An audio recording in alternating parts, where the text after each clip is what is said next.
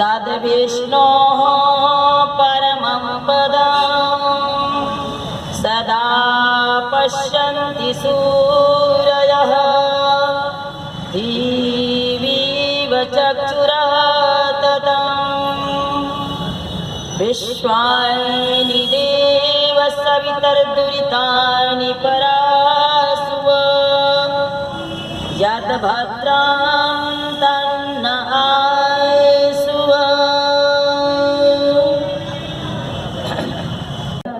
आर्य समाज के परम आदरणीय प्रधान जी, मंत्री जी एवं समस्त पदाधिकारीगण और मेरे सम्मुख बैठे हुए सभी मातृशक्ति एवं सभी आर्य बंधुओं और नगरवासियों, आज हम सब का जो अपने आप को आर्य कहते हैं और हिंदू शब्द से संबोधन करते हैं, हम सब के लिए आज बड़ा ही परम सौभाग्य का बात है कि हम सब का आज नव संवत्सर अर्थात 9 वर्ष का दिवस है। और आज के दिन जैसा कि अभी माननीय भ्राता जी बता रहे थे कि श्री रामचंद्र जी का राज्याभिषेक भी हुआ था और अनेक महापुरुषों का इस दिन विशेष कार्य हुआ था। उसी क्रम में आर्य समाज का स्थापना दिवस भी आज के दिन ही हुआ था। आज हम सबके लिए ये बड़े सौभाग्य की बात है, हमें अपनी संस्कृति और संस्कार को जानने का यह अवसर प्राप्त हुआ है। अभी हम सब यज्ञ में मंत्र पाठ कर रहे थे कि हमारा विचार कैसे हो। मंत्र में आया ओम समानि वः बुद्धि समान समान मस्तु मनो यथा वह सुसहासति, अर्थात हमारा मन कैसा हो, एक हो, हमारा विचार क्या हो, एक हो। जिस प्रकार से सूर्य एक है, चंद्रमा एक है, हवा की गति भी एक है, फिर हम अनेक क्यों रहे। इसलिए हमारे भारतीय संस्कृति में कहा गया है कि परमपिता परमात्मा भी एक ही है, लेकिन हम उसको अनेक नामों से पुकारते हैं, उससे गुण कर्म और स्वभाव के अनुसार। क्योंकि मंत्र में कहा गया है एकम सद्विप्रा बहुधा वदन्ति, ईश्वर परमपिता परमात्मा एक है, लेकिन उसके गुण कर्म स्वभाव के अनुसार उसको अनेक नामों से पुकारते हैं। ब्रह्मा भी उसी का नाम है, विष्णु भी उसी का नाम है और अनेक नामों से पुकारते हैं, महेश आदि।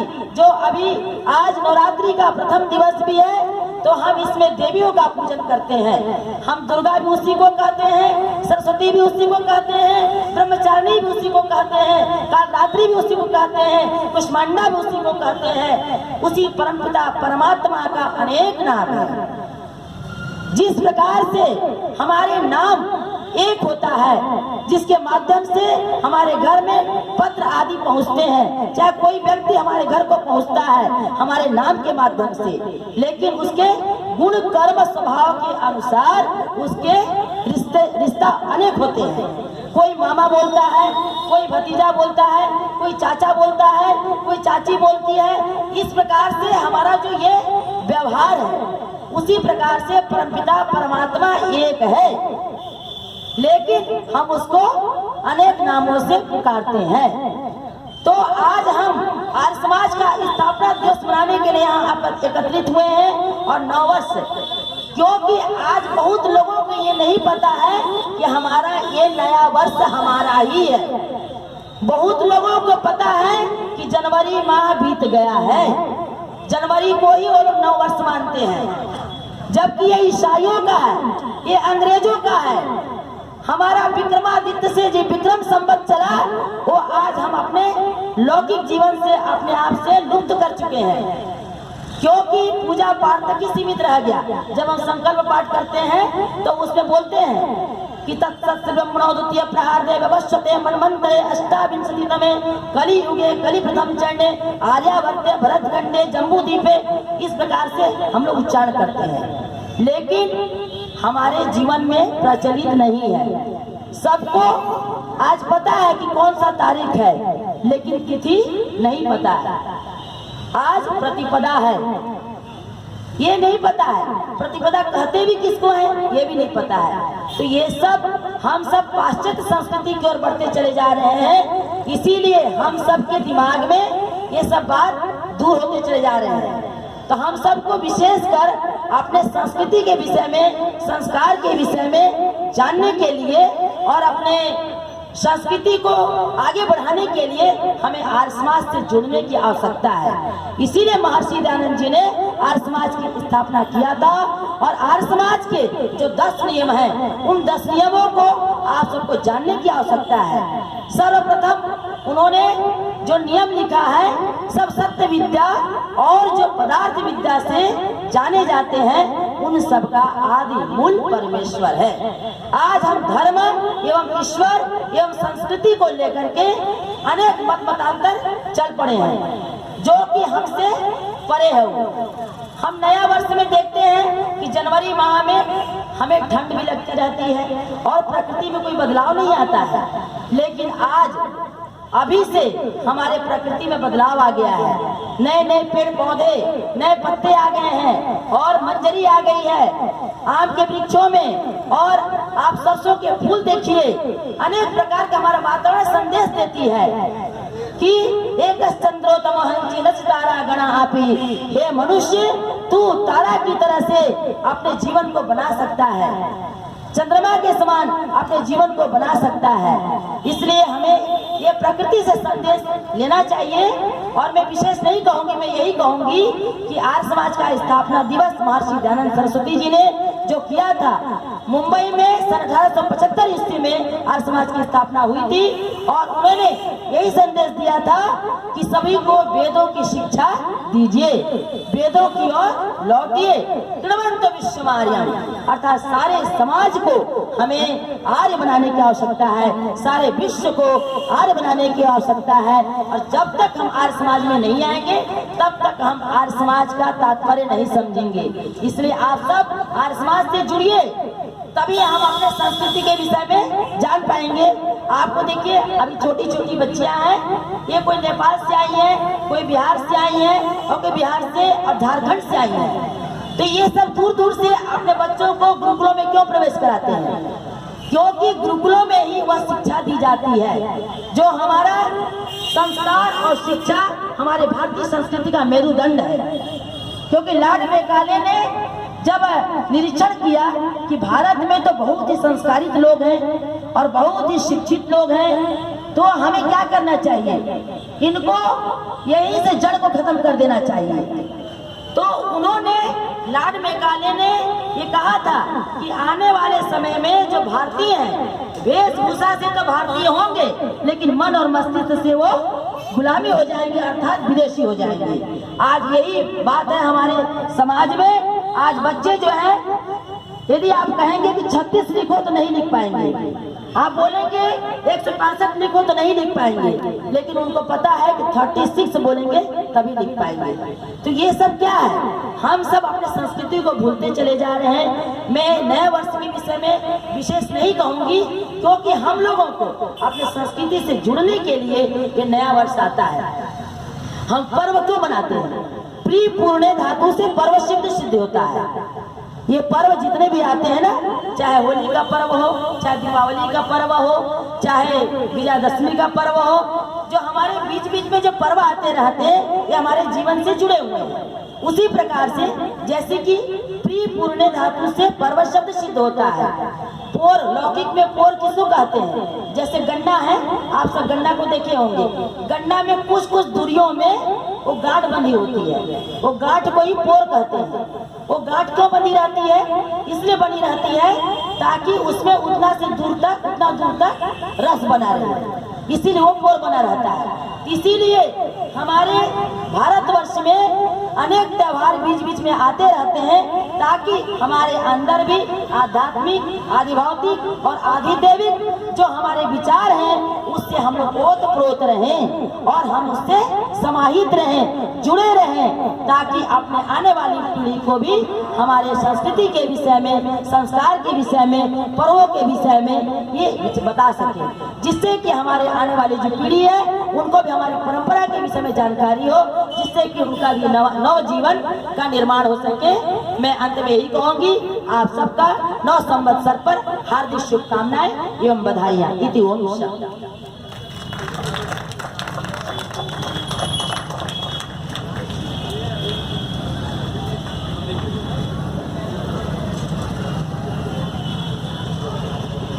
अभी अभी आप बहुत सुंदर चर्चा सुन रहे थे नव संवत्सर पर और आर्य समाज स्थापना दिवस पर।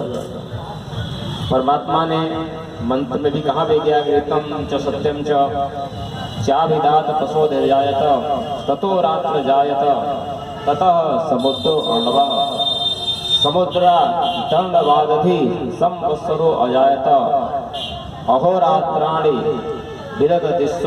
विस्तोसी। परमात्मा ने सृष्टि के आरंभ में सूर्य बनाया, चंद्रमा बनाया, संवत्सर भी परमात्मा का ही बनाया हुआ है। बहुत बहुत धन्यवाद। अब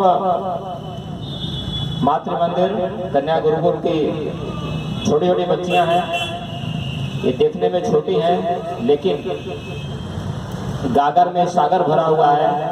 अभी आप इन लोगों का प्रदर्शन देखेंगे, संगीत का प्रदर्शन देखेंगे, तो गायत्री से अनुरोध है कि इन बच्चियों का आप जो तैयार करके आई हैं कुछ यहाँ पर प्रदर्शन होना चाहिए। यहाँ पर गायत्री जी आर्या नेपाल से आई हुई है, ये पुष्पा आर्या ये भी नेपाल से आई हुई है, और ये जागृति आर्या ये बिहार से आई हुई है।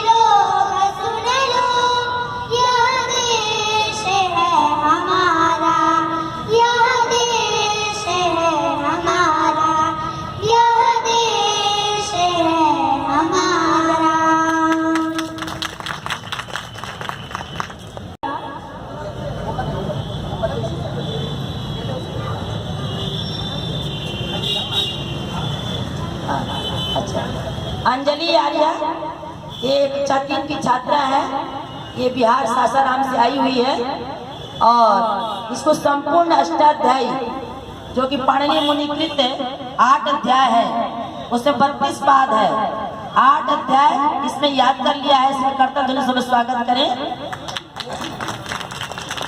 अब आप लोग के सामने आज आर्य समाज स्थापना दिवस है, इसलिए महर्षि दयानंद सरस्वती जी के विषय में कुछ अपना ये विचार व्यक्त करेगी। आप लोग ध्यानपूर्वक सुनिए। ओम विश्वानि देव सवितर्दुरितानि परं सुवा यद् भद्रं तन्नःसुवा। पूज्याचार्य जी एवं सम्मानीय गुरुजनों, माताओं बहनों, धर्म प्रेमी सज्जनों, मैं मातृ मंदिर कन्या गुरुकुल वाराणसी की छात्रा अंजलि आर्या महर्षि दयानंद जी के विषय में कुछ बताने जा रही हूँ। संसार में एक तो ऐसे मनुष्य होते हैं जो कर्तव्य से सत्पुरुष कहलाते हैं, जिनका जीवन कर्म में लगने से सफल हो जाता है। सत्पुरुष कौन है? जो स्वार्थ को त्याग कर केवल परोपकार के लिए काम करते हैं, वे सत्पुरुष कहलाते हैं।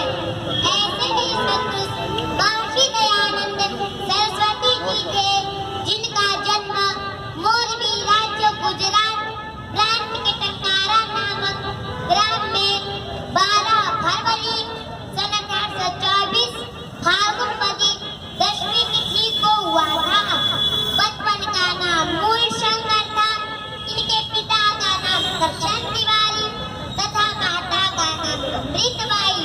स्वामी दयानंद जी प्रारंभ से परोपकार की भावना से ओतप्रोत थे और 16 वर्ष की अवस्था में इनके घर दुखद घटना घटी। बहन की मृत्यु हुई और जब 19 वर्ष के हुए तब चाचा की मृत्यु हुई। तब से ही विरक्ति मन में आ गई, मन में चैन न रही। मृत्यु क्या है, इस पर गहन चिंतन करने लगे। वैवाहिक बंधन के मुक्त होने के उपाय सोचने लगे। योगियों की खोज में लग गए, परंतु डटे नहीं, डटे रहे। परम सौभाग्य से गुरु विद्यानंद जी से भेंट हुई।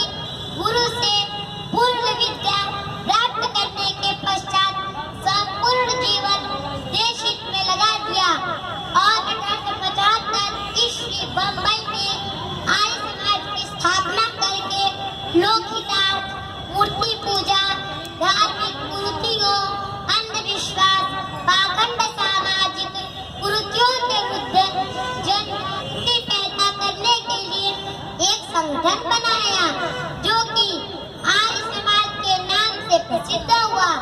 आर्य समाज के 6वें नियम में लिखा है, संसार का उपकार करना इस समाज का मुख्य उद्देश्य है, अर्थात शारीरिक, आत्मिक और सामाजिक उन्नति करना। अतः हम सब महर्षि दयानंद जी के शिष्य हैं। अतः हम सब महर्षि दयानंद जी के शिष्य हैं। इसीलिए एक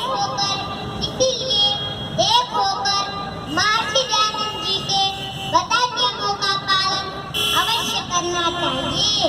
महर्षि दयानंद जी के बताए नियमों का पालन अवश्य करना चाहिए, ताकि हम भी ऐसे सत्पुरुष बन सके, ताकि हम भी ऐसे सत्पुरुष बन सके। बोलिए स्वामी महर्षि दयानंद सरस्वती जी की। आर्य समाज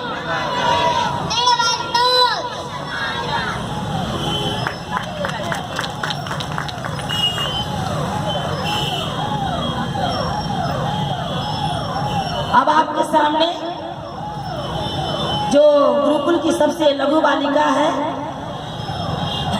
प्रकृति आर्या, नमस्ते करो प्रकृति।